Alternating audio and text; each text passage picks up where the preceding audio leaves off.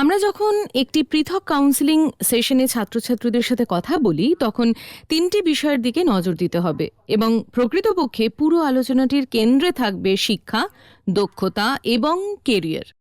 এখন ব্যাখ্যার খাতিরে আমি এক এক করে এগুলির কথা বলবো। যাই হোক, যখন আমরা আলোচনা করছি এগুলি সব একসাথে মিলেমিশে যায়।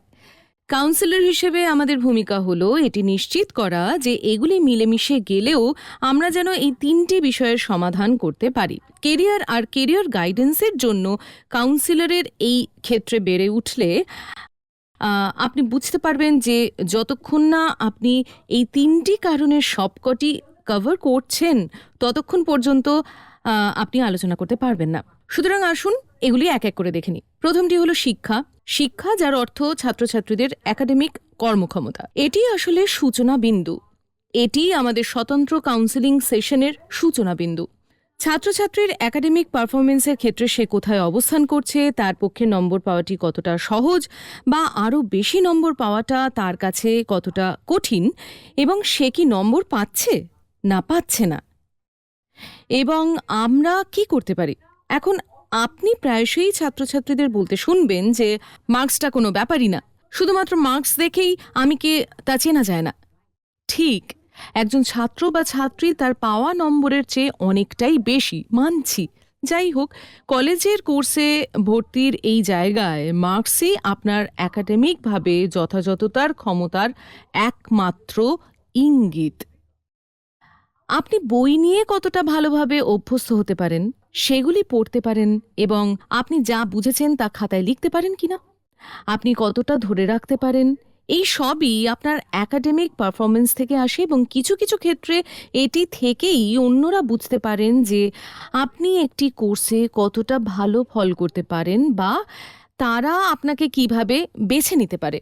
তাই একাডেমিক পারফরমেন্স শুধুমাত্র ভারতেই গুরুত্বপূর্ণ নয়, বিদেশে ভর্তির ক্ষেত্রেও এটি একটি গুরুত্বপূর্ণ বিষয়।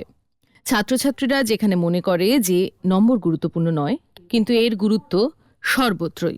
এটি আপনি কিভাবে বসে পড়াশোনা করবেন তার একটি ইঙ্গিত। তারপরে আসে আপনার পছন্দের বিষয়গুলি।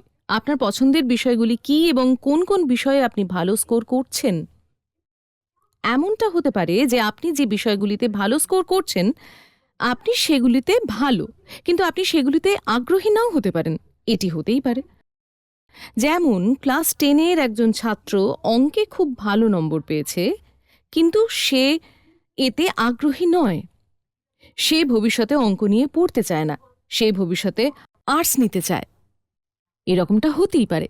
তারপরে আসে সেই দিকটা যে আপনি যে যে বিষয়েই আগ্রহী হন না কেন, আপনি যে অপশনগুলির কথা ভাবছেন তার সাথে সেগুলি কিভাবে মেলে। অপশনগুলি এখন আপনার নিজের মনের মধ্যে থাকতে পারে, ছাত্রছাত্রীদের কাছে কয়েকটি অপশন থাকতে পারে, এবং তোমাদের পড়ার বিষয়গুলি, তোমরা কিসে ভালো, কিসে তোমরা আগ্রহী, তার উপর ভিত্তি করে এই অপশনগুলি কি করে তৈরি হয়, বা হয়তো কোনো অপশন নেই। এখানেই কাউন্সিলর হিসেবে আপনার ভূমিকা হলো তাদের কোর্স আর কেরিয়ারের এমন একটি লিস্ট দেওয়া যাতে তারা সেগুলি অধ্যয়ন করে তার উপর ভিত্তি করে তাদের কেরিয়ারের হদিশ করতে পারে। যোগ্যতা কি, মানদণ্ড কি, ছাত্রছাত্রীদের কোন বোর্ডে পড়া উচিত, এটিও খুব আবশ্যিক একটি কথোপকথন। বিশেষ করে কোনো শিশু যদি বিদেশে যেতে আগ্রহী হয় তাহলে পুরো আলোচনাটিই হবে শিশুটির কি বোর্ড বদল করা উচিত নাকি আইবির বোর্ডেই পড়া উচিত তা নিয়ে। শিশুটি যদি ভারতেই পড়াশোনা করবে বলে নিশ্চিত থাকে তাহলে কি তাদের সিবিএসই বোর্ডে যাওয়া উচিত, যা ভারতে অনেক বেশি স্বীকৃত, নাকি তারা আইসিএসসি বোর্ডেই থাকবে। এই আলোচনাগুলিও করা খুবই প্রয়োজনীয়। আবারও কাউন্সিলর হিসেবে আমাদের কাজ হলো এই বোর্ডগুলি পড়াশোনায় কিভাবে প্রভাব ফেলে তা বোঝা। এই বোর্ডগুলিতে একজন শিক্ষার্থীর অ্যাকাডেমিক্সের প্রয়োজনীয়তা কী এবং এগুলির মধ্যে পার্থক্য কী, এই প্রশ্নগুলির উত্তর আমাদের কাছে ইতিমধ্যেই থাকা উচিত। আমরা আরও যে গুরুত্বপূর্ণ একটি বিষয় নিয়ে কথা বলবো সেটি হলো, আমরা যখন কোর্সের বিষয়ে কথা বলছি তখন শিশুটি এই মুহূর্তে কোথায় পড়ছে আর সেই কলেজটি বা কোথায় যেখানে সে পড়তে যেতে পারে। ভৌগোলিকভাবে সেগুলি কোথায় অবস্থিত, ছাত্র বা ছাত্রীর পরিবার আর তার অবস্থার ভিত্তিতে সেখানে তার পড়তে যেতে পারার ক্ষমতা আছে কিনা, তার নিজের শহরের কাছাকাছি জায়গায় এই ধরনের অন্যান্য অপশন কি, এই প্রশ্নগুলি, এই বিষয়গুলি শিক্ষার ক্ষেত্রে আলোচনার মধ্যে পড়বে। ছাত্রছাত্রী কেমন পড়াশুনো করছে, তার পড়ার ধরন কী রকম, সে কি সেইভাবে পড়াশুনো করছে যা তাকে তার পছন্দ মতন ক্ষেত্রে নিয়ে যেতে পারবে। যেমন ধরা যাক, আমাদের কাছে এমন এক ছাত্র বা ছাত্রী এলো যে খুব নিয়মিত নয়, কিন্তু সে পরীক্ষার ঠিক আগে 1 মাস অন্তত মনোযোগ সহকারে পড়াশুনো করে ভালো নম্বর পেয়ে যায়। আর এখনো পর্যন্ত সে ভালো নম্বর পেয়ে এসেছে এবং এখন সে ক্লাস 10-এ পড়ে আর সে বিজ্ঞান নিয়ে পড়তে চাইছে। এখন ক্লাস 10 অবধি শেষ মুহূর্তের পড়াশুনো করলে তাও চলে যাবে, কিন্তু আমরা জানি যে 11-12 হলো গুণমান আর পরিমাণের দিক থেকে আমাদের সিলেবাসে বিরাট একটা পরিবর্তন।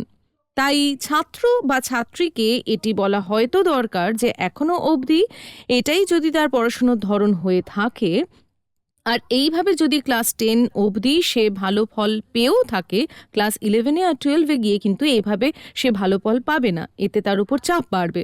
কাউন্সিলরকে ছাত্র বা ছাত্রীর সাথে এইরকম প্রশ্নগুলি আলোচনা করতে হবে এবং সেখানেই কাউন্সিলর উপদেশ, পরামর্শ, কৌশল, কার্যকর অধ্যয়নের দক্ষতার জন্য অনুশীলন ইত্যাদি দিতে পারেন।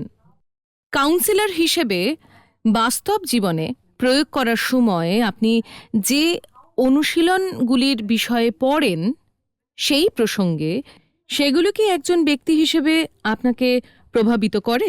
একবার আপনি সেগুলি নিজের উপর প্রয়োগ করলে অন্য কারোর কাছে সেগুলি সুপারিশ করা সহজ। তাই অধ্যয়নের দক্ষতা, সময়সূচি, আপনি 20 মিনিটের অধ্যয়ন, 5 মিনিটের বিরতি, আবার 20 মিনিটের অধ্যয়নের কমোডোরো পদ্ধতি প্রয়োগ করতে চান কিনা, এই সমস্ত পদ্ধতি ব্যবহার করা হয়। এই ধরনের অধ্যয়ন দক্ষতা শিক্ষা সংক্রান্ত কথোপকথনের মধ্যে পড়ে। তাই একাডেমিক পারফরমেন্স, বিষয়ের চয়েস, বিষয়গুলি কিভাবে কোর্সের চয়েসকে প্রভাবিত করে, কিভাবে অধ্যয়ন করতে হয়, কোন বোর্ডে পড়তে হবে, বিশ্ববিদ্যালয়গুলির অবস্থান এবং অধ্যয়নের দক্ষতা, এই সমস্ত প্রশ্নই আমরা ছাত্রছাত্রীদের সাথে শিক্ষা সংক্রান্ত কথাবার্তা বলার সময় আলোচনা করতে পারি।